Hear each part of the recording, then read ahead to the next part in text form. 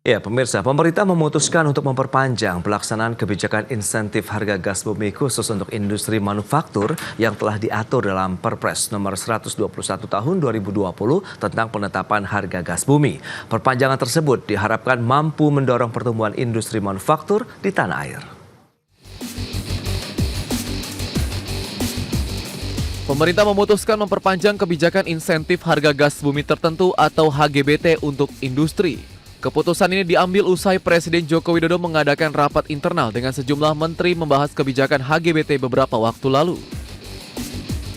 Adapun kebijakan HGBT yang saat ini berlaku diatur dalam Perpres nomor 121 tahun 2020 tentang penetapan harga gas bumi, di mana terdapat 7 subsektor manufaktur yang mendapat insentif harga khusus MMBTU sebesar $6 Amerika per million British Thermal Unit.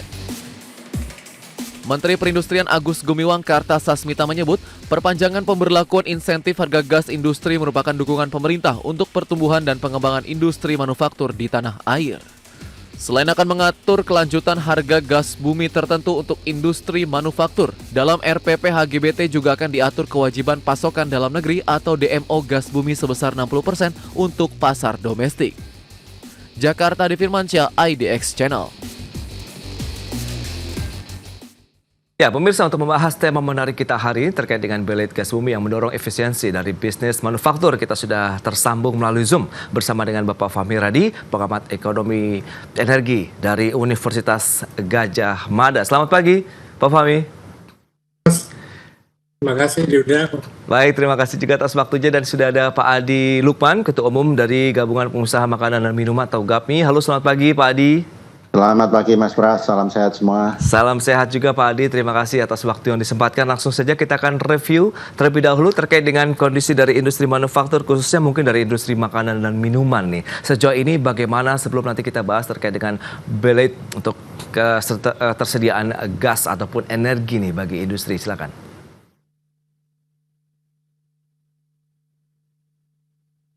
Halo Pak Adi.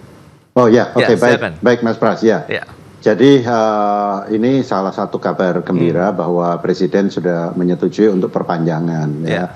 Tapi kita masih menantikan karena sesuai dengan Perpres dan juga dengan Permen terakhir SDM 91 2023 itu kan dinyatakan bahwa Kepmen itu akan direview setiap tahun atau sewaktu-waktu sesuai dengan kondisi perekonomian.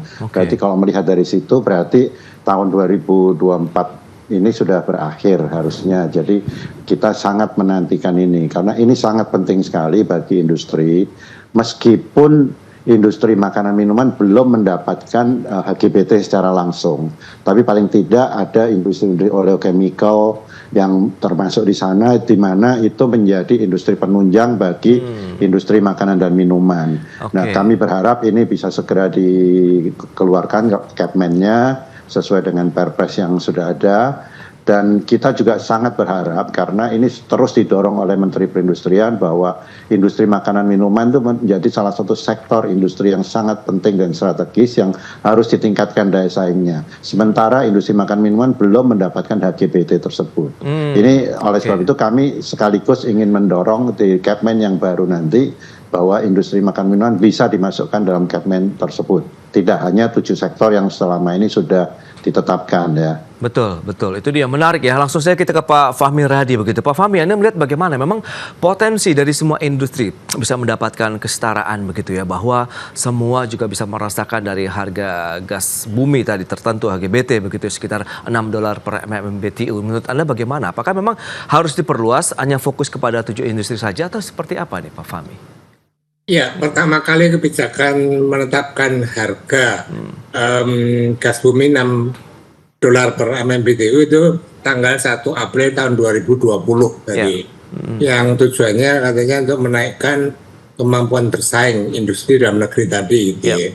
Nah, tetapi yang perlu diingat untuk mencapai harga $6 tadi di bawah harga keekonomian tadi gitu ya, ini cost-nya terlalu besar gitu ya. Jadi yang harus menanggung biaya tadi, yang pertama pemerintah. Pemerintah itu merelakan sekitar $2 per MMBTU dari bagi hasil yang diterima tadi, dan ini akan mengurangi penghasilan penghasilan non pajak tadi dalam jumlah yang besar. Ya. Nah, kemudian yang kedua juga investor hulu migas itu juga harga jualnya harus dipangkas. Nah, ini juga akan merugikan gitu ya, dan menjadikan investasi di sektor hulu gas jadi tidak menarik karena harganya ditetapkan semacam itu gitu ya. Dan yang ketiga yang cukup menderita juga itu adalah pemilik infrastruktur pipa itu ya, dalam hal ini adalah PGN yang paling banyak pemilik pipa tadi. Dan pada tahun 2021 akibat penerapan kebijakan tadi itu mengalami kerugian dalam jumlah yang cukup besar gitu ya, sekitar 264 miliar US dollar gitu ya. Okay. Dan ini mengkoreksi harga sahamnya dari PGN tadi. Nah, maksud saya ini cost-nya terlalu tinggi gitu ya. Kalau itu harus diberikan waktu itu 7 industri gitu ya. Kalau itu diberikan kepada PLN dalam rangka agar tarif listrik lebih rendah atau juga pabrik pupuk itu masih masuk akal gitu ya.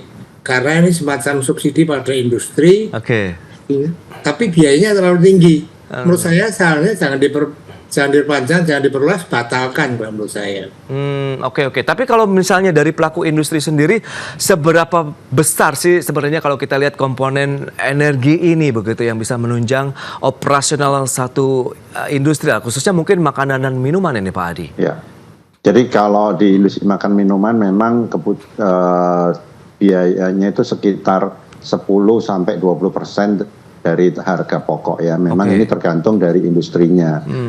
Contoh misalnya industri-industri yang pakai pemanasan yang cukup banyak seperti industri kopi dan lain sebagainya itu memang lebih tinggi pemakaiannya ya. Memang ada industri yang lebih kecil. Nah, ini sangat membantu sekali, apalagi situasi saat ini memang kondisi ekonomi ini sekarang sedang tidak baik-baik saja ya. Kita bersaing sangat luar biasa dengan pasar global, maupun kita untuk meningkatkan affordability dari produk-produk pangan olahan kita di dalam negeri. Biaya-biaya semua meningkat. Nah, kalau memang ini sektor energi bisa dibantu, tentunya ini sangat baik sekali. Dan yang menjadi catatan juga adalah pemakaian gas ini adalah lebih untuk lingkungan hidup lebih bersih ya. Jadi ini juga salah satu yang kita dorong supaya gas ini lebih banyak dimanfaatkan. Nah, memang kita tahu ada biaya-biaya di sektor hulu, tapi kita harus lihat juga bahwa Indonesia juga menjual gas dengan harga murah ke luar negeri. Nah, ke negara-negara tetangga kita jual lebih murah. Nah, tentunya produk-produk dari negara-negara tersebut masuk ke Indonesia bersaing dengan produk-produk Indonesia. Maka dari itu sebetulnya kita perlu bersama pemerintah, harusnya pemerintah membuat kajian komprehensif seperti tadi sampaikan Pak Fahmi, perlu komprehensif kalau di cost and benefitnya seperti apa. Kalau di hulu ada pengorbanan sekian, hilirnya berapa yang didapatkan, sehingga ini bisa mengkompensasi pendapatan negara secara keseluruhan, secara utuh, tidak baik sektoral ya. Jadi satu sisi minus, satu sisi positif, tentunya bagi negara kita harus lihat untung ruginya seperti itu, Mas. Oke, baik. Nah, Pak Fahmi, berarti sebenarnya kebutuhan energi memang sangat-sangat krusial sekali begitu untuk bisa mendorong roda ataupun geliat dari industri manufaktur di tanah air begitu. Sementara kita tahu pasokannya tadi Anda katakan ada beberapa mungkin perusahaan yang tertekan akhirnya dengan penentuan harga yang ditetapkan $6 per MMBTU meskipun baru sampai dengan 7 sektor industri. Nah, apa yang perlu kita cermati tadi apa yang disampaikan oleh Pak Adi begitu? Menurut Anda apakah memang perlu ada suatu kebijakan yang komprehensif, duduk bersama untuk menentukan seberapa besar kebutuhan, kemudian harga mungkin yang bisa kompetitif dan rata lah paling tidak dan sesuai dengan kebutuhan industri sendiri di Indonesia? Ya, saya setuju dengan Pak Adi itu ya. Dalam kebijakan makro tadi harus ada cost and benefit analysis gitu ya. Tadi saya sebutkan berapa cost-nya, kemudian siapa yang harus berkorban gitu ya, siapa yang menikmatinya tadi gitu ya. Nah, yang kedua tadi Pak Adi juga mengatakan gitu ya, bahwa di sektor makanan itu proporsi gas tadi itu hanya sekitar 10% gitu ya. Artinya bukan satu-satunya penurunan harga gas tadi bisa menaikkan kemampuan bersaing tadi, tapi sesungguhnya kan perlu peningkatan efisiensi tadi. Nah, dengan pemberian dalam tanda petik ini subsidi gitu pada industri, ini malah justru tidak mendidik pada industri untuk melakukan upaya-upaya efisiensi tadi agar mampu bersaing, tidak menjaga ya bahasa Jawanya itu dari subsidi pemerintah tadi. Ini justru nggak mendidik gitu ya. Jadi menurut saya kaji lebih dulu sebelum diputuskan untuk perpanjang tadi. Siapa yang memperoleh manfaat, berapa benefitnya, berapa costnya. Kalau costnya terlalu tinggi, ya tadi seperti saya usulkan batalkan, Mas Bras. Oke. Tapi kalau menurut Anda sejauh ini dengan kebutuhan energi dan pasokannya sendiri apakah memang sudah memadai? Karena kan kemarin ada kendala bahwa untuk wilayah Indonesia Timur, kawasan industri pun sedikit mengalami kendala nih terkait dengan pasokan gas industrinya. Nah, masalahnya sesungguhnya adalah pada ketersediaan infrastruktur pipa ini. Jadi gas bumi itu tidak bisa transportasi menggunakan moda darat, udara atau laut, tetapi harus melalui pipa. Atau harus dibuat gasifikasi dulu. Nah, ini yang tadi Pak Adi mengatakan di luar negeri lebih murah gitu ya, karena ada infrastrukturnya. Nah, barangkali yang justru mendesak, pemerintah barangkali bisa mengalihkan dana subsidi tadi untuk membangun infrastruktur yang menghubungkan sumber gas tadi yang sebagian besar ada di Papua, ada di Aceh, ada di Kalimantan, sementara industrinya ada di Jawa. Nah, ini masalahnya yang mestinya harus diatasi gitu ya. Apakah bekerja sama dengan BKN membangun tadi hubungan dengan memberikan subsidi yang itu justru memanjakan bagi industri untuk tidak melakukan efisiensi itu, Mas Pras. Tapi kan sempat juga ada muncul begitu wacana bahwa satu kawasan industri diizinkan untuk melakukan gasifikasi secara mandiri, bahkan kesempatan untuk melakukan importasi gas juga begitu dari luar kalau memang kebutuhannya cukup mendesak, dalam artian tidak sesuai dengan pasokan dibandingkan dengan kebutuhan. Tapi kita akan bahas nanti di segmen berikutnya, Pak Fahmi Radi dan juga Pak Adi. Kita akan jeda sebentar ya, dan pemirsa pastikan Anda masih bersama kami.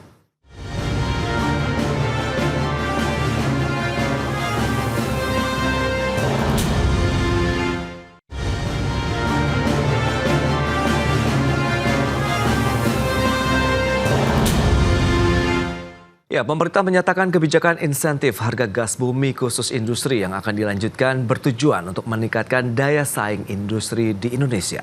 Adapun kebijakan HGBT yang saat ini diatur dalam Perpres nomor 121 tahun 2020 tentang penetapan harga gas bumi akan berakhir pada tahun 2024 ini. Namun pemerintah memutuskan untuk tetap melanjutkan kebijakan penyaluran gas bumi untuk industri dengan harga khusus pada tahun 2025 mendatang.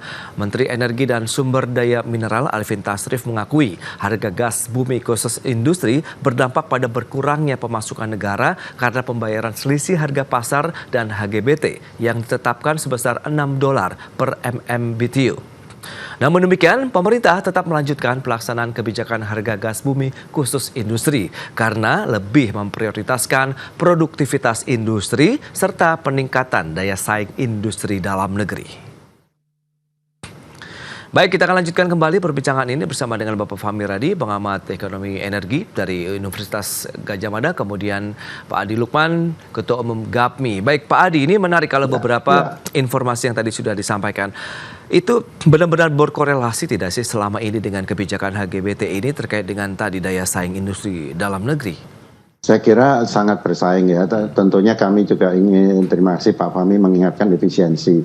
Industri itu selalu melakukan efisiensi, dan industri hilir itu kami itu satu rupiah kita, istilah bahasa Jawanya itu dipetani gitu ya. Satu persatu kita lakukan supaya semua ini menunjang daya saing. Kita itu sangat lemah sekali daya saingnya Pak Fahmi terkait dengan kemasan, terkait dengan beberapa produk, dan kita masih harus import bahan baku semua. Sangat banyak sekali yang harus kita benahi di lokal ini.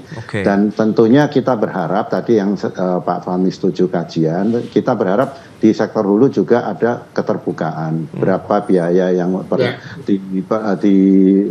dibutuhkan oleh di sektor hulu dan lain sebagainya, sehingga bisa menunjang sektor hilir. Kalau kita lihat PGN tahun lalu juga untung cukup besar ya, 540 juta US dollar lebih, dan tentunya ini juga menjadi salah satu aset nasional ya. Nah, oleh sebab itu kami inginnya itu sama-sama bagaimana kita national interest kita kedepankan, kita bikin kajian yang komprehensif sehingga semua tidak ada yang dirugikan gitu. Harusnya sektor hulu itu kan kalau kita kembali ke Undang-Undang Dasar 45, bumi dan hasil kekayaan Indonesia itu kan dimanfaatkan sebesar-besarnya untuk kesejahteraan rakyat, dan sebenarnya intinya kan di sana. Nah, gas itu kan salah satu sumber kekayaan Indonesia yang harusnya digunakan juga untuk kesejahteraan masyarakat Indonesia. Jadi kalau dari hulu ke hilir kita bisa kompak dan membuat saling mendukung, tentunya kita berharap Indonesia mendapatkan keuntungan, national interest-nya dapat gitu Pak. Mungkin itu yang menurut saya harus dilakukan bersama. Kita tidak bisa bicara sektor per sektor gitu. Ya, terkait dengan wacana gasifikasi untuk kawasan industri bagaimana? Apakah ini menjadi suatu solusi begitu terkait dengan kebutuhan energi sendiri? Benar, saya kira ini wacana yang menurut saya harus diwujudkan sebagai bagian dari meningkatkan efisiensi. CNG salah satu ya untuk kawasan-kawasan industri dan lain sebagainya. Dan kita mungkin bisa saja kalau memang nanti kajian itu sangat komprehensif, bisa saja produk gas Indonesia ini diekspor, tapi kita di kawasan tertentu import. Sepanjang infrastruktur belum memadai. Katakan misalnya di Papua, di Aceh, semua sangat jauh misalnya ya, infrastruktur mahal, mungkin yang di Jawa ini bisa import dulu, tapi yang di Papua dan lain sebagainya bisa diekspor. Sehingga balance bagi negara, tidak ada yang dirugikan, dan kita tidak tabu untuk import sepanjang itu menguntungkan buat nasional. Menurut saya itu ya yang harus didorong. Tapi harus merubah PP-nya itu ya. Iya. Memang ada payung hukum yang kuat lagi begitu ya Pak Adi. Perlu payung hukum ya, supaya bisa dijalankan. Oke, Pak Fahmi Radi, lantas bagaimana menurut pandangan Anda terkait dengan tadi? Sebenarnya kebutuhannya masih besar, tapi Anda sempat menyinggung terkait dengan jaringan pipanisasi begitu ya, masih terbatas. Apakah bisa seiring sejalan? Di satu sisi kita membangun jaringan pipa gas dari Sabang sampai Merauke, kemudian bagaimana industri tetap bisa melanjutkan geliat aktivitas produksinya, tapi dengan ada tadi solusi untuk bisa melakukan importasi. Iya, saya setuju dengan Pak Adi gitu ya, bahwa harus ada keterbukaan dari hulu, midterm, dan di hilir gitu ya. Untuk sama-sama secara terbuka menghitung berapa sih. Nah, sehingga kemudian di situ terbentuklah harga. Tidak harus $6, barangkali bisa lebih murah kalau mereka sudah duduk bersama gitu ya. Nah, misalnya seperti PGN gitu ya. PGN ini terus terang dia yang memonopoli infrastruktur, sehingga bisa seenaknya juga menetapkan harga itu ya. Dengan dipaksa $6 itu, ya dia turun gitu ya. Kalau benar dia masih untung, artinya harga itu masih layak bagi PGN gitu ya. Tapi sekali lagi, saya setuju dengan Pak Adi tadi, mereka harus terbuka gitu ya. Itu satu. Nah, kemudian yang kedua, saya kira opsi untuk mengizinkan industri impor dengan harga lebih murah, saya kira akan lebih baik gitu ya. Di situ cost yang tidak harus ditanggung oleh pemerintah. Kalau ditanggung oleh pemerintah tadi misalnya per $2 per MMBTU, ini kan besar sekali. Kalau Pak Adi mengatakan konstitusi mengharuskan untuk sebesar-besar kemakmuran rakyat itu ya, itu penyisian $2 itu nanti kan masuk di APBN yang khususnya juga untuk subsidi pada BLT dan lain sebagainya. Ini juga untuk atas nama konstitusi juga untuk kemakmuran rakyat. Tapi saya kira dua hal yang harus dilakukan. Yang diusulkan Pak Adi tadi harus duduk mereka bersama itu ya. Sangat terbuka. Kemudian terbentuklah harga yang pas itu berapa. Yang tidak merugikan siapapun. Nah, yang kedua, izinkan impor tadi supaya di sini kalau harga impor lebih murah, kenapa tidak? Jadi ini biar sesuai dengan mekanisme pasar yang sudah berlaku di negara ini. Terkait dengan jaringan pipanisasi untuk gasnya gimana nih Pak? Nah, jangka panjang ini sejak dulu gitu ya, itu nggak pernah membangun. Atau juga beberapa perusahaan swasta dulu, perusahaannya si Bakri gitu ya, menang tender untuk membangun pipa dari luar Jawa ke Jawa, tidak dilakukan juga karena kosnya terlalu tinggi gitu ya. Nah, maka selain PGN, barangkali pemerintah bisa ikut kontribusi dianggarkan dari APBN untuk membangun pipa tadi. Itu dilakukan di negara Malaysia gitu ya. Nah kalau pipanya sudah terbangun, maka saya yakin harga gas akan murah gitu, Mas Pras. Oke. Nah, tantangan terkait dengan sektor energi lah, kalau kita bicara mengenai ketahanan energi di Indonesia. Dari satu sisi memang kita ada kebutuhan, tapi dari sisi produktivitasnya ini ada satu hal yang perlu dicermati tidak sih, Pak? Menurut Anda, Pak Radi? Ya, masalah selalu dihadapi di Indonesia itu kan inefisiensi gitu ya. Oke. Apakah itu di sektor hulu, kemudian di mitem gitu ya, dan juga di hilir itu efisiensi dari ini yang harus didorong gitu ya, agar meningkatkan produktivitas dari semua pihak. Tadi misalnya yang sambil contoh PGN gitu ya, di awal memberlakukan belet ini dia rugi, tapi menurut Pak Adi sekarang udah untung gitu ya, barangkali dia sudah melakukan efisiensi dan akhirnya untung gitu ya. Nah ini yang harus dibuka secara transparan, duduk bersama untuk menetapkan berapa sih harganya itu. Tapi kalau kemudian dipaksa dipatok $6, kosnya tinggi ditanggung oleh banyak pihak. Nah ini yang menurut saya nggak benar, maka menurut saya batalkan saja. Itu Mas Bas. Baik. Nah Pak Adi, lantas bagaimana harapan dan juga mungkin keinginan dari pelaku usaha sendiri terkait dengan ketersediaan pasokan gasnya, harga yang ideal bagi industri sendiri, Pak Adi? Ya, pertama tentunya kita berharap gas ini bisa lebih murah dalam rangka menunjang industri untuk meningkatkan daya saing. Kemudian yang kedua adalah energi bersih ya, lebih bersih, karena memang kita terpaksa sekarang menggunakan batu bara dan lain sebagainya untuk membangkit energi di industri kita masing-masing. Tentunya ini juga tidak jangka panjang, kita harus memikirkan bagaimana energi itu lebih bersih ya.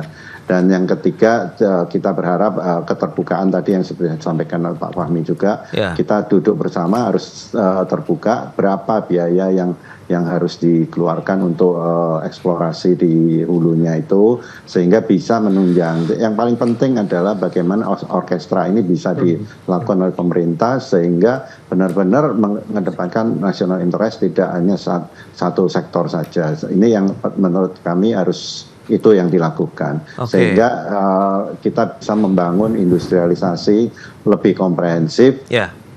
Dari hulu ke hilir sinkron seperti itu. Itu dia, berarti memang kita harus duduk bersama lagi menentukan seperti apa kebijakan yang akan ditelurkan untuk bisa menjamin tadi roda produktivitas dari sektor industri sambil kita menjamin ketersediaan dari energinya sendiri, begitu harga terjangkau, pasokannya juga tidak serat-serat begitu, bahkan ini bisa menjadi salah satu tadi mungkin daya saing industri kita bisa akan lebih jauh lagi melompat ke depannya. Baik, Pak Adi, terima kasih banyak atas waktu dan sharing yang sudah Anda sampaikan. Pak Fahmi juga terima kasih atas insight yang sudah Anda sampaikan terkait dengan sektor energi di Indonesia. Selamat melanjutkan aktivitas Anda kembali. Salam sehat Pak Adi dan juga Pak Fahmi. Terima kasih. Salam sehat semuanya. Mas sehat. Sampai ketemu Pak Adi. Ya, sampai ketemu. Baik pemirsa, 1 jam sudah saya menemani Anda dalam Market Review. Perbaharui terus informasi Anda hanya di IDX Channel, your trustworthy and comprehensive investment reference. Jangan lupa saksikan program First Session Closing yang akan tayang pada pukul 11.30 waktu Indonesia Barat. Karena urusan masa depan harus terdepan, aku investor saham. Saya Prasetyo Wibowo beserta kerabat kerja yang bertugas undur diri. Sampai jumpa.